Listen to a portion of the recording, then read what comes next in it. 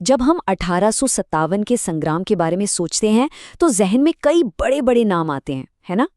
लेकिन कुछ कहानियां ऐसी भी हैं जो इतिहास के पन्नों में कहीं खोसी गई हैं। तो चलिए आज एक ऐसी ही कहानी को जानते हैं, सोना खान आंदोलन की कहानी। जरा सोचिए, जब लोग भूख से तड़प रहे हों तो किसी गोदाम से अनाज उठा लेना, क्या वो चोरी कहलाएगा या इंसाफ? बस यही सवाल सोना खान आंदोलन और उसके नायक की पूरी कहानी की जड़ है। तो कहानी शुरू होती है सोना खान से, जो आज के छत्तीसगढ़ में है। साल था 1856-57 और वहां एक ऐसा जबरदस्त अकाल पड़ा था कि लोग दाने दाने को मोहताज हो गए थे, बिल्कुल भूखमरी के कगार पर थे। लेकिन देखिए, ये सिर्फ सूखे की मार नहीं थी। असल में इस आग में घी डालने का काम कर रही थी अंग्रेजों की नीतियां, उनकी जमीन से लगान वसूलने की जिद, और ऊपर से स्थानीय जमींदारों का जुल्म भी था, जो आदिवासियों को उनकी ही जमीन और जंगलों से निकाल बाहर कर रहे थे।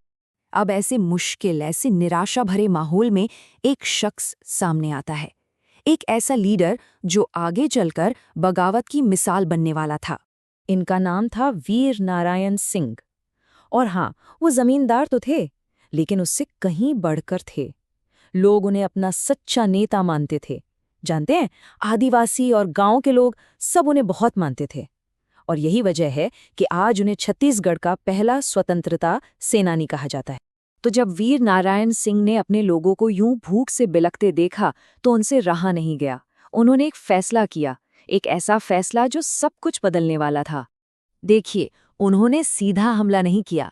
पहले उन्होंने व्यापारियों से बात की, उनसे कहा कि गोदामों में जो अनाज पड़ा है उसे भूखे लोगों के लिए खोल दो। लेकिन व्यापारियों ने साफ मना कर दिया। अब बताइए, जब बात लोगों की जान पर आ जाए तो फिर क्या रास्ता बचता है? उन्होंने गोदामों के ताले तोड़वा दिए और सारा अनाज लोगों में बांट दिया। अब लोगों के लिए तो ये जिंदगी बचाने वाला काम था, लेकिन अंग्रेजी हुकूमत के लिए, उनके लिए ये सीधी बगावत थी। इसे उन्होंने जंग का ऐलान समझा और बस यहीं से टकराव की असली शुरुआत हो गई। यहीं पर पूरा मामला आकर टिक जाता है। एक तरफ लोग थे जिनके लिए ये जिंदगी बचाने की एक कोशिश थी, और दूसरी तरफ थी अंग्रेजी हुकूमत, जिसे लगा कि ये तो हमारे राज को सीधी चुनौती है।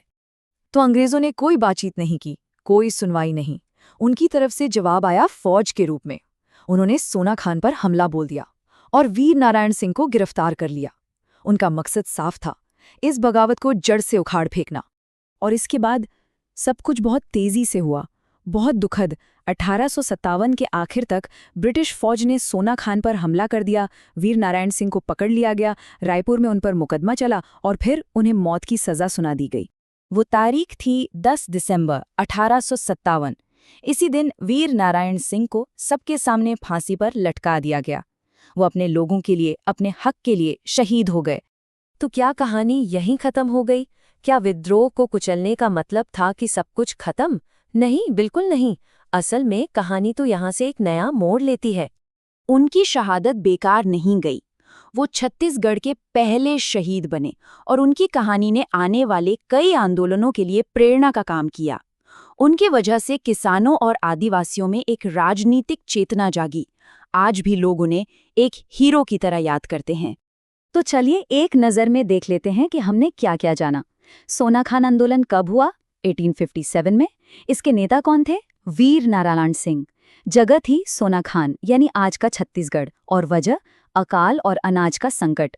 और उनकी विरासत, वो बने छत्तीसगढ़ के पहले स्वतंत्रता सेनानी।